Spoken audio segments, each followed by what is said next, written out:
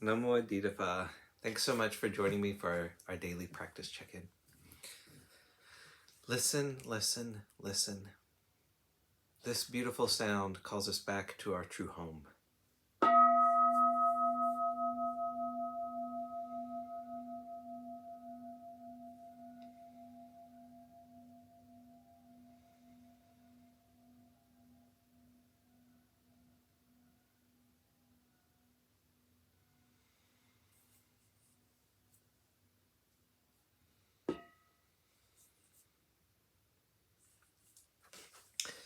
The second mindfulness training. Aware of the suffering caused by exploitation, social injustice, stealing, and oppression, I vow to cultivate loving kindness and learn ways to work for the well-being of people, animals, plants, and minerals. I will practice generosity by sharing my time, energy, and material resources with those who are in real need. I'm determined not to steal and not to possess anything that should belong to others. I will respect the property of others, but I will prevent others from profiting from human suffering or the suffering of other species on Earth.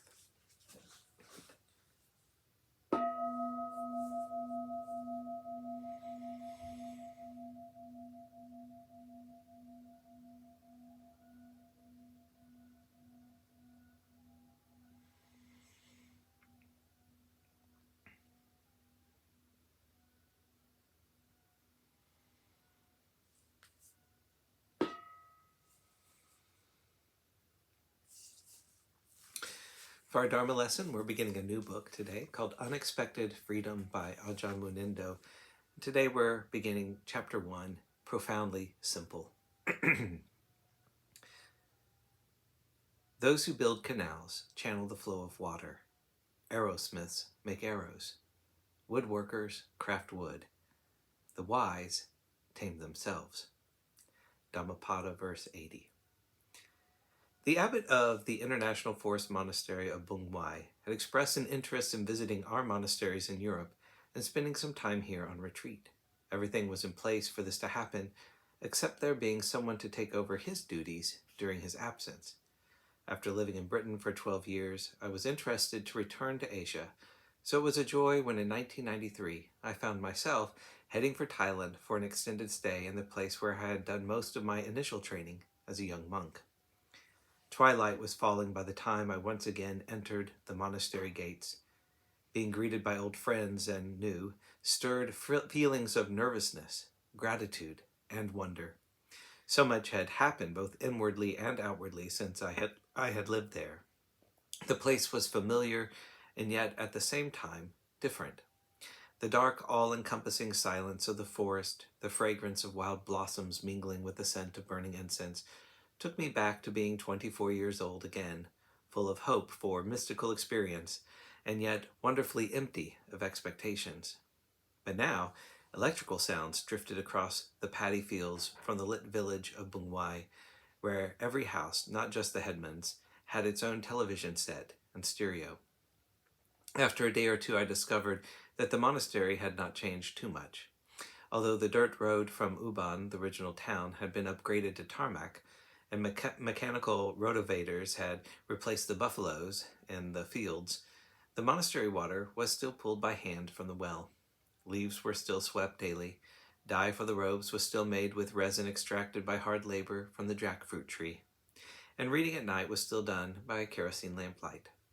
The message so characteristic of the Theravada and forest tradition, keep it simple, still sounded out like the resonating temple gong heard for miles around, even above the new and modern noise. The daily program in the monastery was more flexible than I had anticipated, so there was time to reconnect with the other resident monks. There was also time to converse with local villagers. Miraculously, they seemed to remember those of us who had lived there when the monastery was founded in 1974.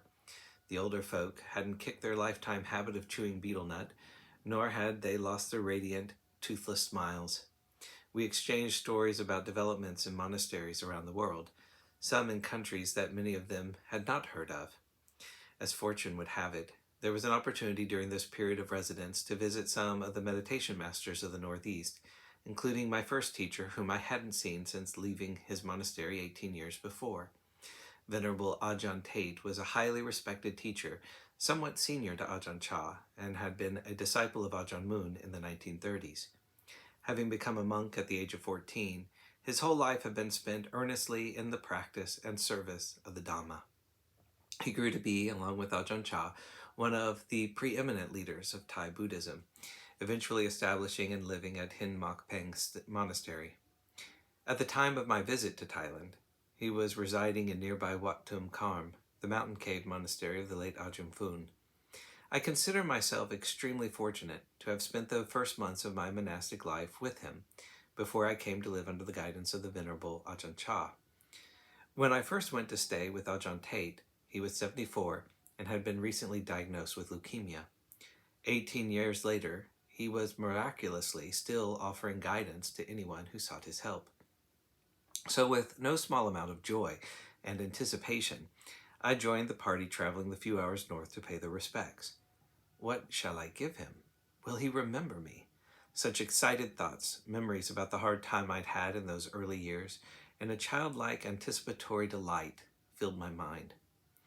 Even at the time I'd lived with him, he had had a beautiful, grandfatherly appearance.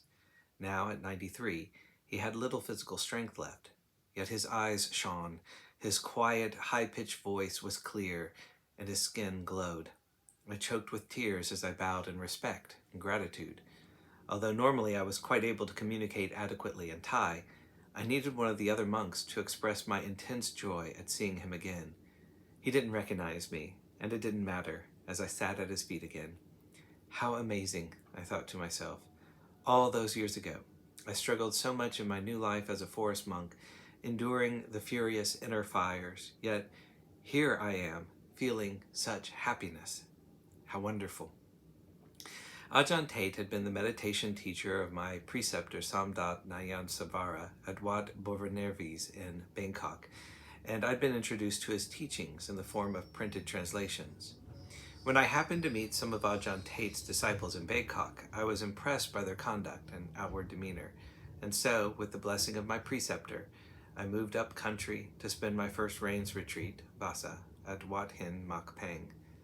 I traveled there in the company of another Western monk I'd also met in Bangkok. We had coincidentally attended retreats around the same time in Australia, and now shared the same interest in spending time with this great teacher. Wat Hin Mak Peng was a remote monastery on the forested banks of the Mekong River, about 30 miles upstream from Vientiane, the capital of Laos. When I was there, the communists were invading Laos. My kuti was high on a cliff directly above the river. When I first arrived, we would go down to bathe each morning, but as conditions between Thailand and Laos deteriorated, Russian soldiers began patrolling the Mekong in their boats, and there was too much shooting going on for it to be comfortable to continue. Living in a war zone certainly added to the intensification of my experience. I was already trying to adjust to the food and climate, and I couldn't speak the language either. Where I came from in New Zealand, living in the forest was a treat. No snakes, scorpions, or even ants to be troubled by. But in the tropical forest of Asia, real care needed to be taken as you got into bed at night, in case a snake had crawled in there first. There were times when I would wake up in the middle of the night with my body covered in stinging ants, and the walls of the hut apparently moving as they teemed over the entire building.